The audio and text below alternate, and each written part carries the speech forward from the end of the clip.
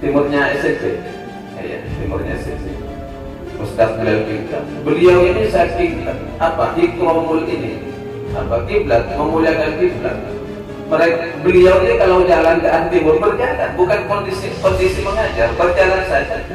Kalau ke arah timur beliau jalan mundur terus. Beliau jalan mundur.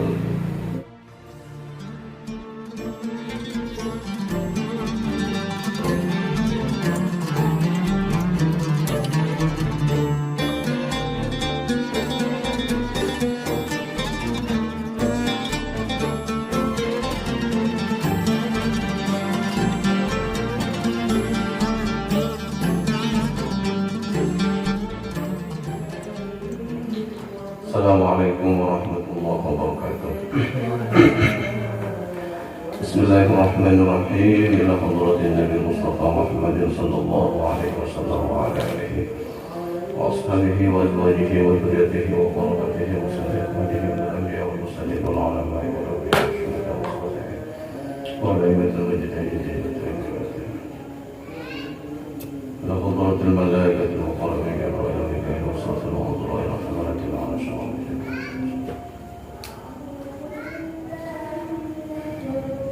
ولا قدرته لا خلق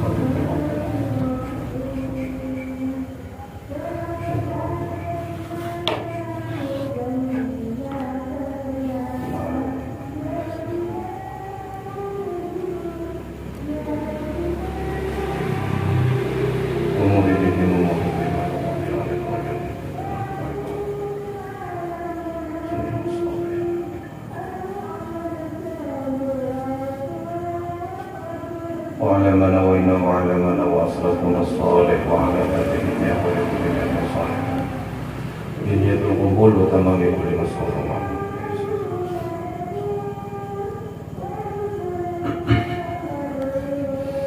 الفاتحة. أعوذ بالله من الشيطان الرجيم. بسم الله الرحمن الرحيم. الحمد لله رب العالمين الرحمن الرحيم مالك يوم الدين إياك نعبد وإياك نستعين اهدنا الصراط المستقيم صراط الذين أنعمت عليهم.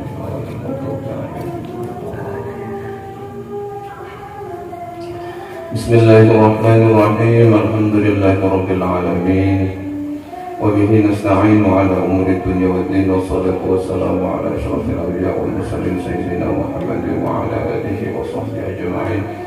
سبحانك لا علم لنا إلا ما علمتنا إنك أنت العليم الحكيم. رب اشرح لي صدري ويسر لي أمري واحلل عقدة من لساني يفقهوا قولي. اللهم ارزقنا فهم النبيين وحفظ المرسلين وإلهام الملائكة المقربين. اللهم إنا نستودعك جميع ما حفظناه وما نحفظه من العلوم والمعارف حتى ترده علينا في وقت احتياج إليك. لا حول ولا قوة إلا بالله العلي العظيم. قال المصنف الشيخ الفقيه الإمام العالم الورع الزاهد الضابط المتقن أبو زكريا يحيى محي الدين بن شرف بن حزام الحزامي النووي رحمه الله تعالى ونفعنا بعلومه وبأسراره وخصوصيته في الدارين آمين. بسم الله الرحمن الرحيم. فصل. قال العلماء رضي الله عنهم. Qala telah berkata al-ulama, siapa para ulama radhiyallahu anhum, semoga Allah meridhai mereka. Apa kata para ulama? Wala yamtani'u min ta'limi ahadin li kaunihi ghayra sahihin niyyah. Wala yamtani'u, janganlah sampai mencegah min ta'limi ahadin, dari mengajar seseorang likaunihi, karena kondisinya seseorang ghayra sahihin niyyati, yang tidak memiliki niat yang bagus. Faqad qala Sufyan wa ghayruhu, Dan sungguh telah berkata siapa Imam Sufyan Ats-Tsauri wa ghairuhu, dan selainnya Imam Sufyan Ats-Tsauri. Apa kata Imam Sufyan Ats-Tsauri ini? Talabuhum lil ilmi niyatun. Talabuhum, adapun mencarinya mereka atau belajarnya mereka, lil ilmi, kepada ilmu, niyatun, itu adalah niat yang bagus. Meskipun pada awalnya mereka mencari ilmu diawali dengan niat yang tidak ikhlas, tapi dengan belajarnya mereka sudah menjadi niat yang ikhlas.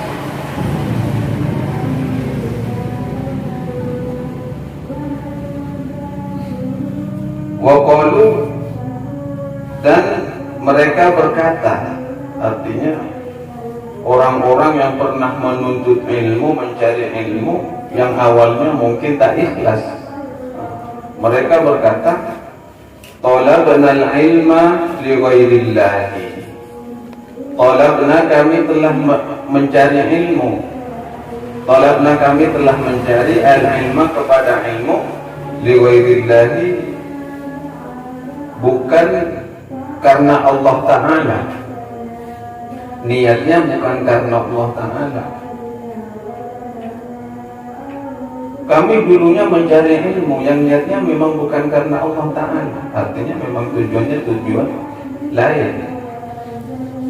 Fa'aba, maka engganlah ilmu itu. Fa'aba, maka engganlah ilmu itu. Artinya di sini fa'aba, enggan masuk. Ilmu itu tak masuk, tak endap.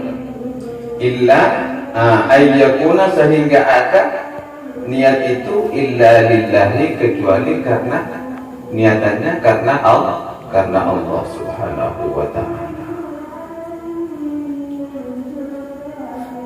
Kami dulu pernah mencari ilmu ya karena bukan, niatnya bukan karena Allah.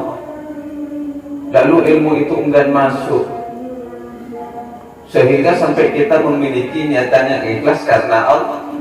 Karena Allah kata, orang-orang yang pernah merasakan seperti itu dulu. Maknamu yang artinya, karena ada ilmu itu, akibatuhu, pada endingnya, atau karena ada niat itu, akibatuhu, pada akhirnya, ansara lillahi ta'ala, akan berubah menjadi ikhlas karena Allah Ta'ala.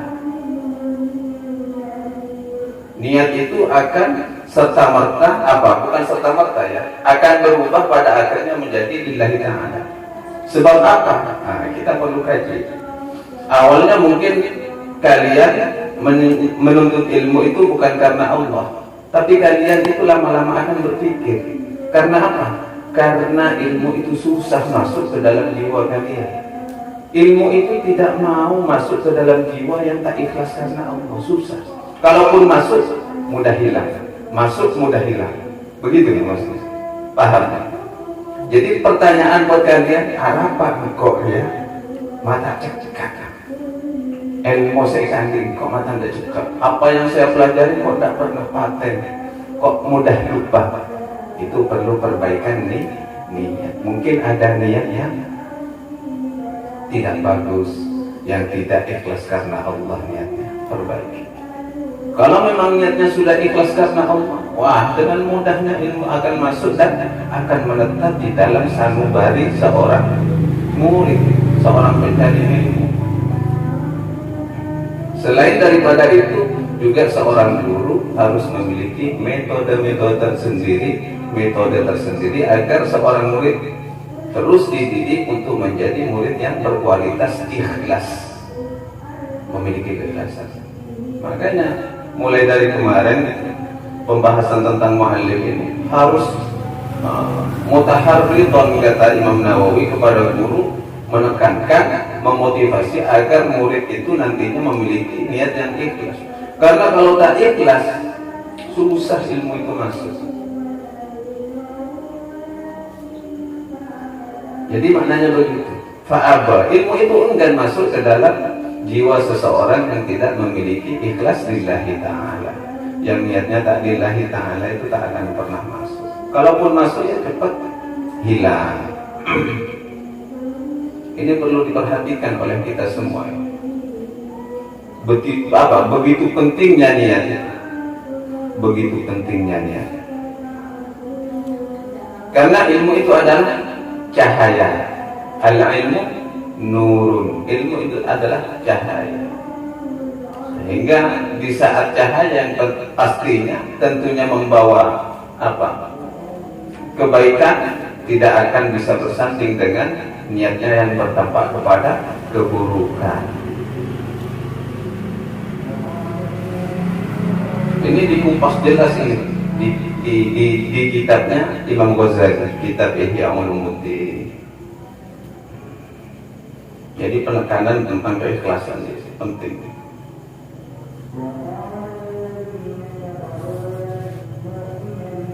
Karena ada sebuah hadis, man izdada ilman wa lam yazdad hudan lam yazdad minallahi illa bu'dan. Barang siapa yang bertambah ilmunya tapi dalam hidayahnya dia tidak bertambah, artinya ilmu itu tidak berada di tempat yang benar, lam yazdad minallahi illa bu'dan, tidak akan bisa menambah kepada orang tersebut di hadapan Allah illa bu'dan, kecuali semakin jauh dari Allah, semakin jauh. Karena faktor niat yang salah. Kalau memang orang ikhlas karena Allah, niatnya mencari ilmu, itu akan membawa dirinya semakin dekat kepada Allah. Tapi kalau sudah niatnya tak bagus, walaupun orang itu berilmu, alim seumpamanya, hanya akan membuat seseorang itu jauh dari Allah. Apa sebab? Karena ditumpangi oleh kesombongan. Ilmu itu hanya sebatas kendaraan mencari formalitas atau fasilitas dunia. Pokoknya penekanannya ikhlas lillahi ta'ala, ikhlas lillahi ta'ala. Faslun, sebuah fasal. Wa yasunu yadayhi fi halil iqra'i 'anil 'abadi. Wa yasunu, dan hendaknya ya Allah. Wa yasuna, dan hendaknya menjaga yadaihi, kepada kedua tangannya guru, maksudnya tangannya muallim. Wa yasuna, dan hendaknya menjaga siapa muallim yadaihi, kepada kedua tangannya di halil iqra'i, di saat dia mengajar, di halil iqra'i, di saat dia mengajar, menjaga kedua tangannya dari apa? Anil abadi, dari sesuatu yang tidak bermanfaat, dari sesuatu yang sia-sia. Sambilan mainan ngajar sambil main HP, sesuatu yang tidak bermanfaat, kesia-siaan. Abad itu sesuatu yang sia-sia. Wa ainaihi an tafriqi nadrihima min ghairi hajati. Dan juga seorang guru harus menjaga kedua matanya, ainaihi, kedua matanya, menjaga kedua mata dari apa? Antafriqi nadrihima, dari melepaskan pandangan kedua matanya, melepaskan kedua pandangan matanya, min ghairi hajatin, tanpa adanya kebutuhan, tanpa ada hajat, tanpa ada kebutuhan, kepentingan, keperluan. Jadi jangan sorompan ngalengaan, harus menjaga kedua matanya dari memandang sesuatu yang tidak penting, menjaga pandangan matanya dari sesuatu yang tidak penting. Ngajar ngalengaan terjadi tidak ada. Karena ini bagian dari adab seorang guru ya. Berarti guru itu dituntut untuk fokus. Ya kalau sekiranya tidak ada pandangan yang dibutuhkan, lebih baik fokus pada apa yang dibaca atau kepada yang diajarkan, ataupun menunduk saja. Nunduk sebagai bentuk sikap tawadhu seorang guru. Wa yaquda, dan seorang guru harus duduk. Wa yaquda, dan seorang guru harus duduk ala taharatin, dalam keadaan suci, ala taharatin, dalam keadaan suci, mustaqbilal qiblati, dengan menghadap kiblat, mustaqbilal qiblati, dengan menghadap kiblat. Ini anjuran harusnya tidak. Tapi kalau kondisi ini kan guru kan kondisional sebenarnya dulu. Iya, mun pas guru nak tidak ber, pas mulai tak tidak ber, tapi kan apa yang berjamaahnya mana? Iya. Oh, tambah mulai kan lihat guru dan ikuti, kita latihan gerak jalan. Iya kan? Ini kondisional. Kalau bisa. Duduk dalam keadaan suci, artinya waktu mengajar ya harus suci dari hadas, dalam keadaan suci. Kenapa demikian? Karena semuanya diharapkan keberkahannya, terutama di dalam mengajar. Pas ngajar dalam kondisi tak suci, ya ilmunya masuk, tapi nilai keberkahannya kurang. Lalu kenapa harus menghadap kiblat? Karena ikramul kiblat, bentuk memuliakan kiblat. Ada dulu di sini, namanya Agung Saifuddin, Sembagus ya, Agung Saifuddin Sembagus. Beliau saking ikramul kiblatnya ini, memuliakan kiblat. Agung Saifuddin tahu? Ada jalur makam. Iya, Asta. Agung Saifuddin. Ya, timurnya SCP. Iya, timurnya SCP. Mustaqbilal kiblat. Beliau ini saking ikramul kiblat, memuliakan kiblat. Beliau ini kalau jalan ke arah timur berjalan, bukan kondisi mengajar, berjalan saja. Kalau ke arah timur beliau jalan mundur terus.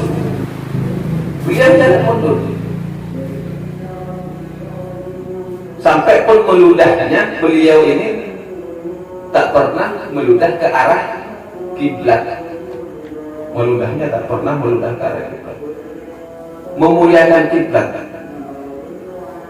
Sehingga dengan keistiqomahan yang beliau lakukan seperti itu, derajatnya diangkat oleh Allah Subhanahu wa ta'ala. Jadi kalau jalan coba mungkin Rohit atau Putra mau ke mana? Ke arah timur lah, jalan mundur terus kan. Memuliakan kiblat. Yang penting harus ada yang ngawal di belakang kan. Mau pas tabuter kan repot. Nyuduh. Tapi ada. Allah memberikan kemuliaan seperti itu karena bentuk niatnya yang ikhlas, karena ingin memuliakan kiblat kepada beliau itu. Namanya Agung Saifuddin Al-Marhum. Jadi wali gara-gara menghormati kiblat. Luar biasa. Lalu bagaimana dengan orang yang sama-sama di jalan menuntut ilmu, memuliakan ilmu, terus pas iki tambahin ngadep kiblat, luar biasa.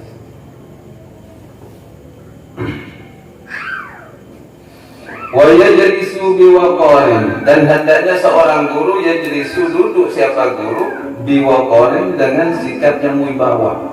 Duduknya pun harus memiliki duduk sikap yang wibawa, artinya anteng, anteng ya. Anteng. Wa takunu thiyabahu, dan hendaknya dan hendaknya ada thiyabuhu, apa pakaiannya muallim itu baydhain nadhifah, berwarna putih yang bersih. Kalau bisa yang waktu mengajar itu pakainya putih. Itu anjuran, kesunahan. Kenapa demikian? Karena Rasulullah suka yang putih. Ada beberapa warna yang disukai oleh Rasulullah. Yang dominannya warna putih. Ya putih. Di sini ada penjelasannya. Nadhifah, lagi bersih. Jangan asal putih. Tegak pun dia mengecap. Putih bersih, yang pastinya suci. Ini anjuran bagi guru. Tapi juga kondisional juga ya sih ya, kondisional karena kan kalau sekolah juga ada seragam kan. Wa idza wasala ila mawdi'i julusihi shalla rak'ataini qabla al-julusi. Wa idza wasala, apabila telah sampai siapa muallim, siapa guru itu, ila mawdi'i julusihi, ke tempat majlisnya, ke tempat mengajarnya, shalla rak'ataini, hendaknya dia salat rak'ataini 2 rakaat qabla al-julusi, sebelum duduk. Anjuran. Apabila seorang guru sampai ke tempat majelisnya, ke tempat apa? Ya, majelis ilmunya, hendaknya sholat dulu 2 rakaat sebelum duduk. Ada anjurannya seperti itu.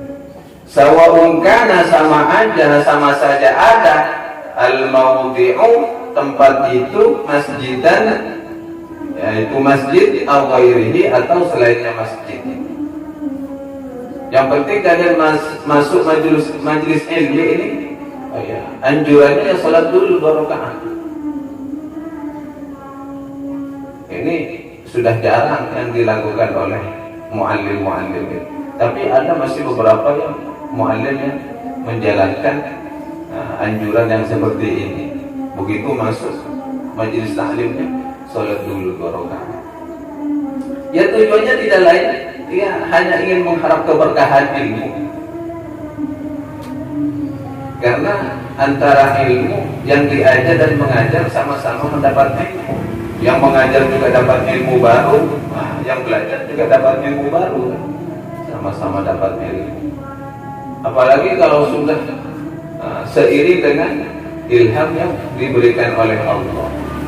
Yang awalnya pemahaman mungkin tak paham si muallim ini apa maksudnya ini. Begitu diajarkan ternyata ada terbuka, ada futuh dari Allah sehingga ilham itu masuk. Oh begini maksudnya. Jadi seorang muallim itu bisa begitu juga seringkali.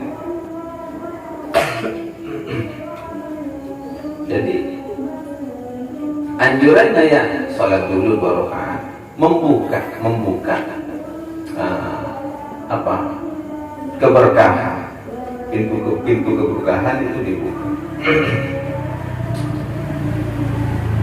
Fa in kana masjidan, jika ada majlis itu masjidan, di masjid, fa huwa akidun, maka itu dianjurkan, disunahkan.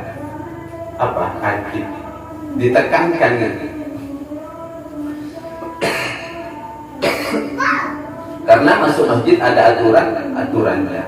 Aturannya apa? Begitu masuk masjid, sholat sunat tahiyatul masjid. Ini kan dianjurkan kan? Fa innahu, karena sesungguhnya yukrahu dimakruhkan al-julusu fihi, duduk di dalam masjid, qabla ayyusalliya, sebelum melakukan sholat sunnah 2 rakaat. Karena makruh masuk masjid, hukumnya makruh.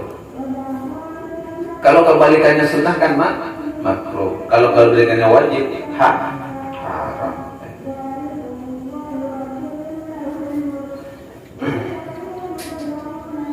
Jadi begitu masuk ke masjid, kalau memang tempat majelisnya itu tempat apa? Ya pengajiannya itu masjid, ya. Jangan langsung duduk. Bahkan kalaupun duduk makruh. Beda kalau bukan masjid.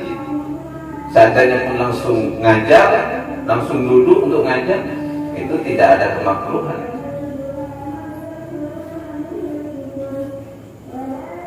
Jadi anjuran bagi guru seperti itu. Wong tak ngajar saja masuk masjid harus sholat dulu, kok sunat kan? Sholat sunat dulu 2 rakaat. Itu namanya ikramul masjid, memuliakan masjid. Sholat sunat tahiyatul masjid. Wa yajlisu mutarabbi'an, dan seorang guru harus duduk mutarabbi'an dalam keadaan bersila. Wa yajlisu, dan harus duduk siapa guru mutarabbi'an dengan kondisi bersila. Insya'a, jika dia suka atau jika dia berkehendak, au ghairi mutarabbi'in atau tanpa duduk bersila. Boleh duduk atempo, duduk asela, saromban itu. Karena pada umumnya dulu seorang guru duduknya itu mutarabbi', duduk bersila. Asela ya, mutarabbi', duduk bersila.